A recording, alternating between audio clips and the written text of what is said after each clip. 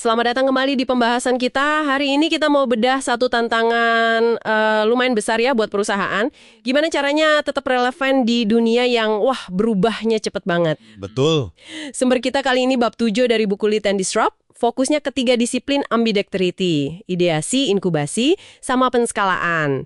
Anda mungkin pernah kepikiran, kok bisa ya perusahaan segede Blockbuster tumbang sama Netflix atau Kodak gitu, kalah sama Fujifilm? Nah, pertanyaan kunci yang diangkat di bab ini tuh gini, struktur sama proses yang bikin perusahaan sukses, sekarang ini itu namanya eksploitasi, seringkali malah justru membunuh inovasi buat masa depan. Eksplorasi itu. Anggaran R&D kan seringnya lari ke perbaikan kecil-kecilan produk yang udah ada. Sementara birokrasi yang efisien buat bisnis inti, itu malah bisa mematikan ide baru yang disruptif, gitu. Oke, jadi kayak paradoks gitu ya. Sukses hari ini bisa menghambat sukses besok. Terus gimana caranya perusahaan bisa ngelola dua hal ini sekaligus? Jalanin yang udah ada sambil cari yang baru. Bab 7 ini kasih kerangka kerja praktisnya lewat 3 disiplin tadi. Kita mulai dari yang pertama ya, ideasi. Boleh. Ideasi ini soal, dari mana ide-ide baru itu muncul. Sumber kita nyebut beberapa cara nih. Ada open innovation, jadi pakai ide dari luar, kayak Lego gitu. Ada corporate venture capital, investasi ke startup kayak Intel atau Google. Terus ada design thinking, metode bikin prototipe cepat, contohnya IDEO, sama keterlibatan karyawan lewat hackathon atau semacamnya, kayak di Amazon. Iya, tapi gini, ada catatan penting nih dari sumbernya. Teknik-teknik itu emang bagus buat munculin ide.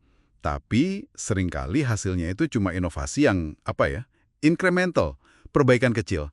Atau yang cuma cocok sama model bisnis lama.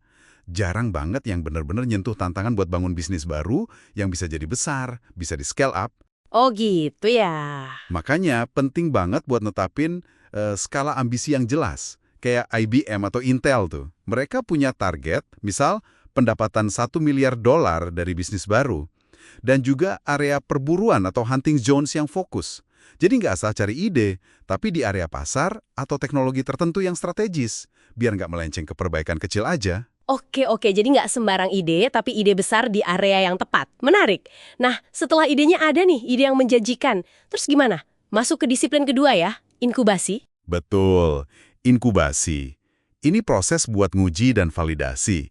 Ide ini beneran bisa jadi bisnis gak sih? Nah, ini bagian yang sering susah kan ya. Soalnya butuh sumber daya, orang, uang, dari bisnis inti yang udah jelas untungnya, buat proyek baru yang belum pasti. Tepat sekali. Dan inkubasi ini butuh cara kerja yang beda banget sama bisnis inti.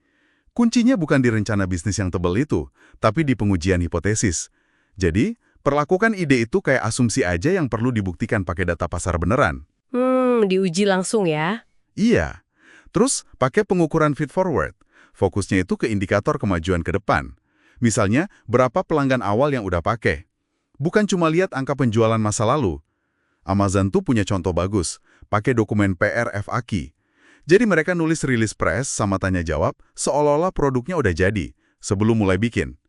Ini maksa timnya punya visi yang jelas dari awal. Wah, ulik juga caranya. Dan yang krusial banget, tata kelola investor dari manajemen senior. Maksudnya, dukungan aktif dari para bos. Tanpa perlindungan dan komitmen dari atas, ide bagus sering mati di tengah jalan. Kena politik internal lah, atau kehabisan dana. Proses IGI di Intel itu contoh bagus. Fokusnya ke customer pain point, masalah pelanggan, dan pendanaannya itu berdasarkan milestone, pencapaian target.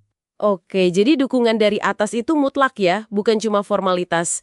Nah, kalau idenya udah terbukti valid nih di inkubasi, tantangan berikutnya penskalaan, disiplin ketiga. Ini katanya yang paling menantang ya, kenapa tuh? Karena di tahap ini, bisnis baru itu mulai kelihatan bisa ngancem bisnis lama yang udah mapan. Ada potensi kanibalisasi istilahnya. Iya. Bisa makan pasar sendiri ya? Betul. Nah, disinilah model build and leverage, bangun dan manfaatkan, jadi penting banget. Keunggulan perusahaan besar itu bukan cuma modelnya, tapi aset-aset unik yang bisa dipinjamkan ke bisnis baru. Mereknya, teknologinya, data pelanggan, akses pasarnya, ini yang nggak dimiliki startup pesaing. Jadi manfaatin kekuatan induknya ya? Iya. Contoh sukses kayak Cypress Semiconductor, Davita RX, USAtoday.com, itu bisa tumbuh cepat karena dukungan aset dari induknya. Bandingin sama kegagalan Dewan Inovasi di Cisco. Di situ kurang pengawasan ketat dan pendanaan yang stabil dari manajemen senior, jadi penskalaannya macet.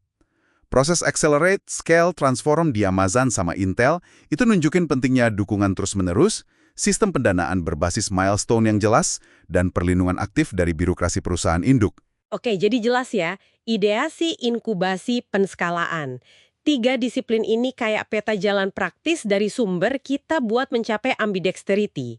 Jadi nggak cuma soal punya ide, tapi punya mesin yang terstruktur buat nguji dan membesarkannya. Betul. Dan yang paling penting buat Anda ingat, ini tuh bukan cuma soal struktur atau proses di atas kertas loh.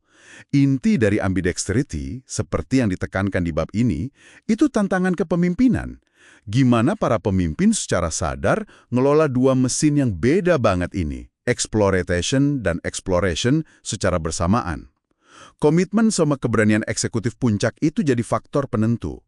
Jauh lebih penting daripada sekedar bikin lab inovasi terpisah. Bener banget, jadi ujung-ujungnya kembali ke pemimpinnya ya. Nah, sebagai penutup nih, ada satu hal mungkin buat Anda bawa pulang dan renungkan. Mengingat susahnya nimbangin masa kini dan masa depan ini, mungkinkah kalau ada kegagalan di inkubasi atau penskalaan, padahal prosesnya kayaknya udah bener nih, itu sebenarnya cuma gejala dari masalah yang lebih dalam. Mungkin masalah kepemimpinan atau budaya perusahaan yang sebenarnya secara fundamental nolak perubahan besar. Nolak buat mengganggu diri sendiri gitu pada masa depan perusahaan jadi taruhannya. Sesuatu untuk dipikirkan ya. Sampai jumpa di pembahasan kita berikutnya.